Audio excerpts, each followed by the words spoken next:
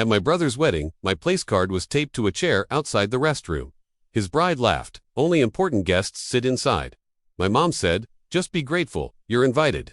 I stood up, took my gift, and said, actually, I think I'm Owen, 28, and I can honestly say, I didn't think my brother's wedding would be the moment I finally snapped. I'd always been the quiet one, the good sport of the family, the one who got the hand-me-downs, the one who let my sister pick the bigger room, the one who got volunteered to drive everyone to the airport at 4 a.m. because Owen doesn't mind. For years, I shrugged it off. It wasn't worth starting a fight over. But this was different. When I arrived at the venue, a massive chandelier-covered ballroom that looked like it came out of a royal movie, I was actually a little excited. I'd spent weeks carefully picking out a gift, a really nice espresso machine, because my brother had always said he wanted one. I even had it wrapped with a handwritten card inside. I showed up on time, even early, because I didn't want to be the guy walking in late during the ceremony. The first red flag should have been when the usher looked confused when I said my name. He flipped through the seating chart for a little too long. Then his face lit up with this awkward, oh. He motioned for me to follow him, but we kept walking past the tables, past the dance floor, past the bar, until we were basically at the back of the building. He stopped near a hallway that led to the restrooms and gestured at a single folding chair with a place card taped to the seat. Owen. I actually laughed at first. I thought it was some kind of joke, like maybe my brother was doing a silly prank and they were going to bring me to my real table any second. But the usher just gave me this polite smile, the kind that says,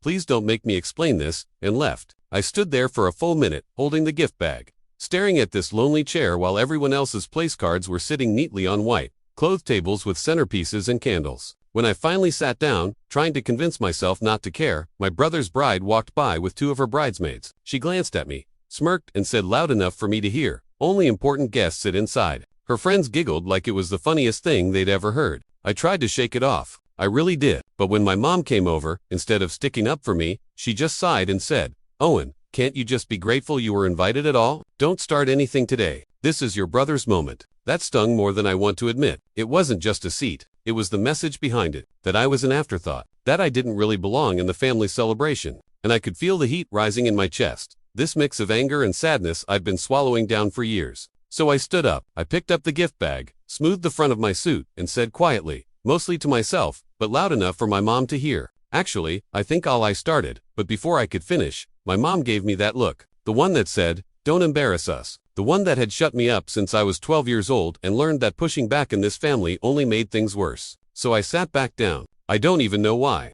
Maybe because I didn't want to ruin the day. Maybe because I wanted to see just how far this would go. The ceremony started and I could barely hear it from where I was sitting. The music was muffled. The vows were a faint echo. Every so often, someone would pass by on the way to the restroom and give me that half-pitying, half-curious glance. The kind of look you give someone you assume doesn't have anywhere else to be. My cousin Ethan even stopped, crouched down next to me, and whispered, dude, why are you here? I shrugged, pretending it didn't bother me, and said, apparently, this is my seat. He raised an eyebrow and gave a low whistle. Cruel. Guess they had to put the family embarrassment somewhere. He meant it as a joke, but it hit like a punch to the ribs. I smiled weakly, just so he'd leave me alone. But inside, my stomach twisted. After the ceremony, I tried to join everyone for the cocktail hour. I figured maybe I could just stand near my cousins, grab a drink, blend in. But when I got to the bar, the bartender asked if I had a drink ticket. Hey, what? Drink ticket? Only for guests with the wristband. I looked down at my wrist. Bare, no wristband. When I asked my mom about it, she said, oh, they probably just forgot. But honestly, Owen, do you really need to drink tonight? You know how you get it. How do I get it? I asked, genuinely confused. She waved a hand like she didn't have time to explain. Loud, it's better this way. Don't make a fuss. So, I stood there empty-handed while everyone else clinked glasses and toasted the happy couple. When it was time for dinner, I made my way back to my lonely chair, only to find someone else sitting there. A kid, maybe 12, eating breadsticks and scrolling on a phone. Oh hey, I said, I think that's my seat. The kid shrugged without looking up. My mom said I could sit here because you weren't using it. I glanced toward the main room. Sure enough, my seat had no plate, no silverware, no glass, nothing. Like they planned for me to sit there, but not actually eat. I wandered around looking for my mom, but she was at the head table laughing with my brother, looking like the proud mother of the groom she'd always wanted to be. When she finally noticed me hovering, she said, Owen, what now? There's no place setting for me, I said. She frowned like this was somehow my fault. Well, they had to cut the guest list. You understand, right? It's not personal. It feels pretty personal, I said quietly. My brother must have overheard because he turned, grinning, and said, come on, man, don't be dramatic. We couldn't fit everyone at the tables. You'll survive one meal without the fancy salad. Everyone at the head table laughed. It wasn't even a mean laugh, more of a casual chuckle, like they were laughing at the situation, not realizing that the situation was me. I ended up standing near the bar while everyone else ate. Someone eventually brought me a small plate of food, not from the caterers, but from the kids' table. Chicken fingers and fries. I stood there with that plate in my hands, listening to the DJ announce the couple's first dance, trying to keep a neutral face while inside I was boiling. Then came the speeches. My dad stood up first. I just want to say how proud I am of my son, he said, his voice breaking. He's always been the golden boy of the family. He meant it as a compliment, but I swear I felt every head turn toward me. It was like the words hung in the air, pointing a neon sign at the fact that I was not the golden boy. Then my mom stood up. To the beautiful bride, she said, "Welcome to the family. You are exactly the kind of woman I always hoped my son would marry." She glanced briefly in my direction and added, almost as an afterthought, "And of course, Owen is here, too." Everyone laughed. I felt my ears burn. It didn't stop there. My aunt clinked her glass and told a story about how my brother once rescued me when I got locked out of the house as a kid. "He's always looked out for Owen," she said. Like my entire existence was just a series of opportunities for my brother to play hero. By the time the dancing started, I was exhausted, not physically, emotionally. I felt like someone had been poking me with a stick for hours, just to see when I'd finally react.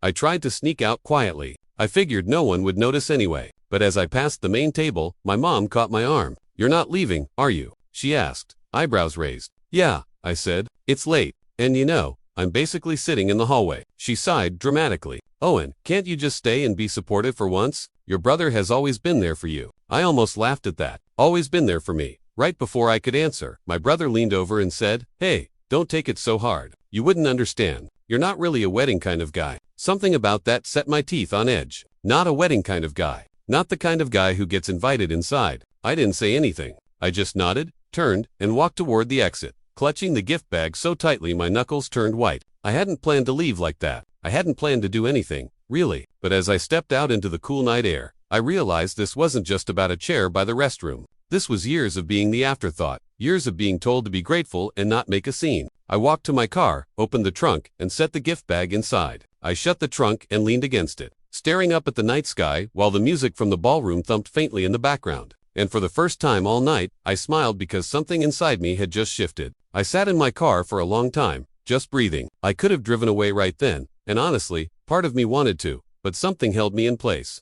Maybe I didn't want to give them the satisfaction of thinking I just disappeared quietly. Maybe I wanted to walk back in there, smile, and prove that their little snubs hadn't broken me. So, I went back in. The music was louder now, the dance floor packed. I slipped in quietly, figuring I'd stay in the corner, maybe say my goodbyes when things died down. For a moment, I almost convinced myself that I could just let this go. And then I heard the DJ's voice. "All right everyone, it's time for a special surprise from the happy couple." People started cheering and crowding around the dance floor. I stayed in the back, craning my neck to see. My brother and his new wife were standing arm in arm, grinning like they just pulled off the world's best prank. "Before we get back to dancing," my brother said into the mic, "we have a little presentation. Some of you know that Owen," he pointed in my direction, and heads turned toward me, "has always been a bit of a lone wolf. So, we thought we'd put together something to celebrate him." A slideshow flickered onto the big screen at the front of the room. At first I thought it would be some sweet montage of family photos. But the first image that appeared was me at 15, awkward and skinny, wearing braces and holding a science fair ribbon. The next slide was me falling asleep on the couch, mouth open. Then me in a swimsuit, looking pale and sunburned from a vacation years ago. Then, me with a bad haircut. Me in my old beater car. Me in a Halloween costume that didn't fit. Laughter rippled through the crowd. The photos kept coming, all unflattering, all embarrassing. Each one met with louder laughter, louder commentary. "Oh my gosh, remember that haircut?" Someone shouted, "Look at his face." Another cousin yelled, doubling over. The final slide was a video I'd forgotten even existed. It was from college. Someone had filmed me at a party, sitting outside on the porch after an argument with my then girlfriend, holding my head in my hands. I hadn't known I was being recorded. I had been crying. The room erupted not in silence, not in sympathy, in laughter. I felt my chest tighten for a second. I couldn't even move. I could hear the sound of my own breathing over the music, over the laughter, like I was underwater. When the video ended, my brother wiped fake tears from his eyes and said, "We just wanted to remind everyone what a good sport Owen is. Love you, man." The crowd clapped. People actually clapped. I didn't. I just stood there, rooted to the floor, feeling like every cell in my body had frozen. My mom came over, smiling. "Wasn't that funny? You've always been such a good sport about these things." I turned to look at her. You knew about this. Of course, she said. I helped pick some of the photos. It was all in good fun. Owen, don't sulk. Good fun. I repeated, my voice quiet but sharp. She touched my arm like she was soothing a child. Honey, it's a wedding. People are supposed to laugh. Behind her, I could see my brother high-fiving one of his groomsmen. My aunt was wiping tears from her eyes from laughing so hard. And that was when it hit me. This wasn't just a wedding. This wasn't just bad seating, or forgotten place settings, or no drink ticket. This was my entire family standing shoulder to shoulder, laughing at me. I felt something inside me crack. But before I could even process that feeling, my brother walked over, still holding the mic, and threw his arm around my shoulders. Hey, he said, grinning. Don't look so serious, man. You know we love you. We just couldn't resist showing everyone the real Owen. The real Owen, I repeated. He nodded. Yeah, the goofy one, the awkward one. You know, the guy we all grew up with. It wouldn't feel right to leave you out. He meant it as a reassurance, but it landed like a slap. The real Owen, the one they thought was worth putting on display, like some kind of circus act. When I didn't answer, he chuckled. Come on, don't be mad. If it makes you feel better, we almost put that photo of you in your graduation gown. You looked so nervous. You were about to pass out. They had more. I don't even remember what I said after that, if I said anything at all. I just remember pulling away from him and walking outside again, my hands shaking. The night air felt colder now, sharper. I stood under the awning and listened to the muffled music and laughter coming from inside. And for the first time, I didn't feel sad. I felt angry. Not the kind of anger that makes you yell or throw things. This was colder, heavier. The kind of anger that sits in your stomach and doesn't go away. Through the window, I saw my mom raise her glass in a toast. I couldn't hear what she was saying, but everyone laughed again, and I saw my brother nodding proudly. They weren't sorry, not even a little. I stayed there for a long time, watching them celebrate, dance, eat cake as if nothing had happened, as if humiliating me was just part of the entertainment. And in that moment, one very clear thought formed in my head. If they wanted the real Owen, they were about to meet him. I didn't go back inside. I stayed under the awning long enough for the laughter to turn into background noise, like the hum of a distant highway. Every now and then, the music would change to a slow song, fast song, a cheer for the bouquet toss. And I'd think about going back, just to grab my coat and leave properly. But every time I pictured stepping back into that room, facing those grinning faces, my chest tightened. So, I left quietly. No goodbyes, no explanations. When I got to my apartment, the silence was deafening. Usually, I like the quiet. I lived alone, and it was nice to have a space that was just mine. But that night, it felt hollow, like the walls themselves were listening. I dropped the gift bag on the counter and just stared at it. The carefully wrapped espresso machine, the handwritten card I'd spent half an hour on. I could still hear my brother's voice in my head, laughing as the crowd clapped. I could see the slideshow replaying in my mind, those pictures flashing one by one. I sat down at my kitchen table and put my head in my hands. I don't know how long I stayed like that. At some point, my phone buzzed. A notification from our family group chat. A picture of my brother and his wife holding champagne with the caption, "Best night ever. Thanks everyone for making it perfect." Underneath, my aunt had commented, "Owen left early, didn't he?" My mom replied, "He's always been sensitive. We'll talk to him later." No one said, "Maybe we went too far." No one said, "We should apologize." They just moved on. I put the phone down face first and stared at the grain of the table until my eyes blurred. That was the worst part. Not the slideshow. Not the public humiliation. Not even the mocking smiles. The worst part was realizing that no one thought they had done anything wrong. That I could be humiliated in front of every friend, every relative, every coworker they'd invited. And the takeaway would still be, Owen overreacted. I didn't sleep that night. I tried. I lay in bed, staring at the ceiling, replaying every moment from the evening, every laugh, every look. At 3 o'clock in the morning, I got up and made tea, not because I wanted tea, but because sitting still felt unbearable. I ended up digging out an old box of photos from my closet. Pictures from birthdays where my brother was always front and center, blowing out the candles, while I was in the corner holding the cake. Family vacations where I was the one taking the pictures, so I barely existed in them. My high school graduation photo, the one where my parents stood on either side of my brother, shaking his hand for being such a supportive sibling, while I stood there clutching my diploma like a prop. I sat there on the floor, surrounded by pictures, and for the first time, I saw it clearly. This wasn't a one-night thing. This wasn't just bad planning or wedding stress. This was a pattern, a lifetime of being the afterthought, the punchline, the convenient prop to make someone else look better. And I realized something else. I was tired, not just hurt, not just angry and tired. I thought about calling someone, a friend, a coworker, anyone, but it was late, and I didn't even know what I'd say. Hey, my family used me as the evening's entertainment, and everyone laughed. Should I be okay with that? Instead, I sat there until the sun came up, the photos scattered around me like evidence at a crime scene. The next day, I kept my phone on silent. My mom called twice. My brother texted once, "Hey man, hope you're not too mad. You know it was just a joke." I didn't answer. Monday at work. I kept my head down, but apparently news travels fast. One of my coworkers stopped by my desk and said, "Heard you were the star of the wedding slideshow. Guess you're famous now." She meant it as a joke, but my throat tightened. I excused myself and sat in my car for 20 minutes, gripping the steering wheel and forcing myself to breathe. That night, I sat on the couch with the lights off, scrolling through the photos I'd taken over the past few years. Birthdays, holidays, random dinners. In every single one, I was either behind the camera or off to the side.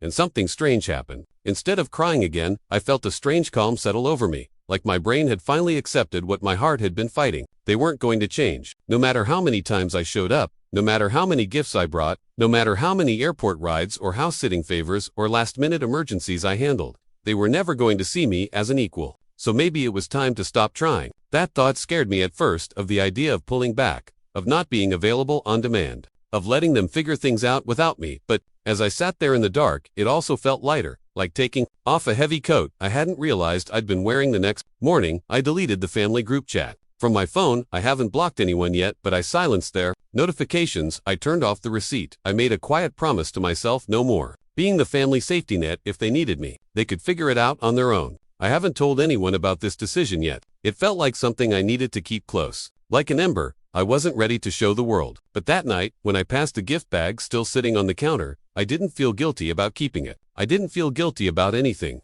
For the first time in a long time, I felt steady. And somewhere, deep down, a small, steady voice whispered that I wasn't done. Not by a long shot. Something shifted in me after that night, not all at once, not in some dramatic lightning strike moment, but gradually, like a tide turning. At first, it was small things. I stopped volunteering for every family errand. When my mom texted asking if I could come fix their Wi-Fi, I told her I was busy, even though I wasn't.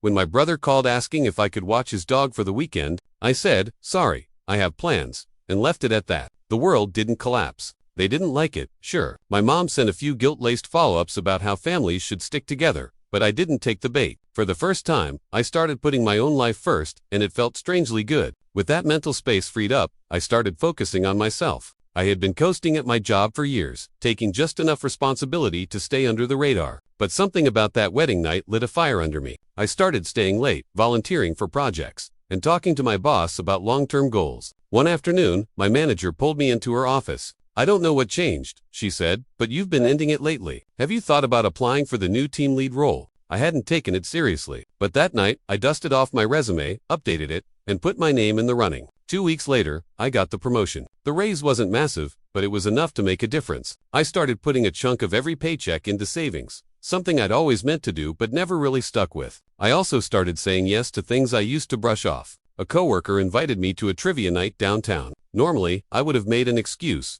but instead, I went. I didn't know anyone at first, but by the end of the night, I was laughing, swapping numbers, making plans for next week. I joined a gym not because anyone told me to, not because I wanted to prove something, but because I wanted to feel better in my own skin. At first, I hated every minute of the early mornings, the sore muscles, the weirdly complicated machines, but after a month, I started to notice small changes. I could carry groceries up the stairs without getting winded. My shoulders looked broader in the mirror. I slept better at night. On weekends, I started taking myself out.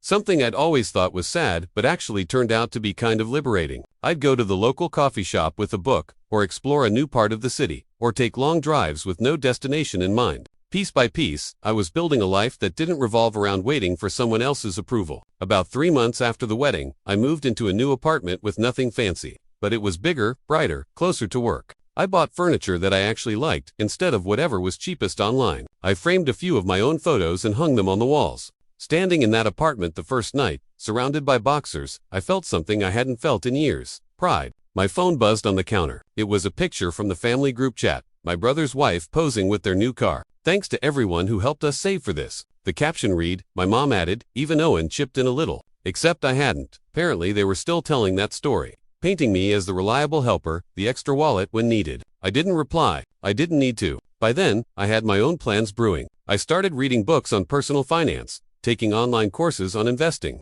I learned how to set up a brokerage account, how to automate contributions, how to make my money work quietly in the background. I stopped talking about my life around my family, not out of spite, but because I'd realized how little they actually listened when I did. The fewer details they had, the less they could twist into a joke. Meanwhile, my world kept getting bigger. The trivia friends turned into a regular group, then into something like a second family. I started dating casually. Nothing serious yet, but enough to remind myself that there were people out there who actually wanted to know me, not just tolerate me. Every now and then, the memory of the slideshow would come back to the laughter, the video, the way everyone clapped, but it didn't hurt as sharply as it used to. Instead, it started to feel like fuel. One night, about 6 months after the wedding, I was having dinner with a couple of coworkers when one of them asked, "So, do you ever see your family much?" I thought about it for a long moment before answering. "Not as much as I used to," I said, finally, and I realized I didn't feel guilty, not even a little. I wasn't hiding anymore. I wasn't waiting for them to decide I was worth a seat at the table. I was building my own. By the time spring rolled around, I had almost perfected the art of being invisible to my family.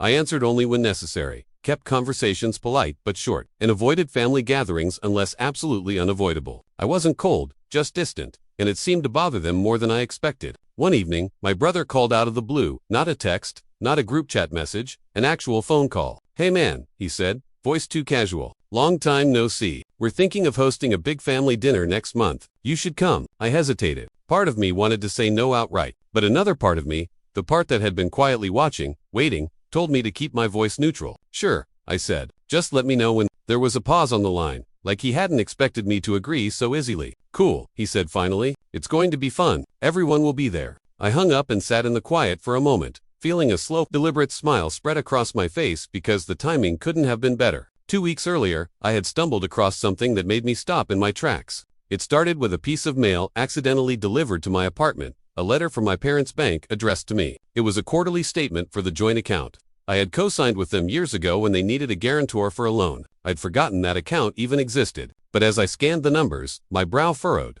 There were regular withdrawals, large ones, listed under wedding expenses. Not my brother's wedding expenses, their wedding expenses. At first, I was just confused. Then I remembered a conversation with my mom, months before the wedding, when she'd asked me to sign some routine paperwork because the bank needed an extra name on file. I had signed without thinking twice, and apparently, that had given them access to pull money from an account with my name on it, an account I was legally tied to. I called the bank the next morning and spent half an hour on the phone with a very polite representative who walked me through every transaction. By the time we hung up, I had a full list of what my money had gone to: venue deposits, catering, flowers, even the slideshow production. I sat there staring at the list, my heart pounding. They hadn't just humiliated me, they'd made me pay for the privilege. The old Owen might have confronted them right away, demanded an explanation, maybe even asked for the money back. But the new Owen, played it cool. I called the bank back the next day, asked a few more questions, and then asked them to send me a detailed statement with every transaction highlighted. When the packet arrived in the mail, I slid it into a folder and locked it in my desk drawer. Then I waited. When my brother's dinner invitation came, it felt like the universe was handing me a stage. In the weeks leading up to dinner, I stayed calm. Outwardly, nothing had changed. I went to work, hit the gym, hung out with friends. But under the surface, I was building something. I scheduled a quiet meeting with a lawyer just to understand my options. The lawyer flipped through the folder, nodding slowly. "You have leverage," she said finally. "At the very least, you could demand repayment.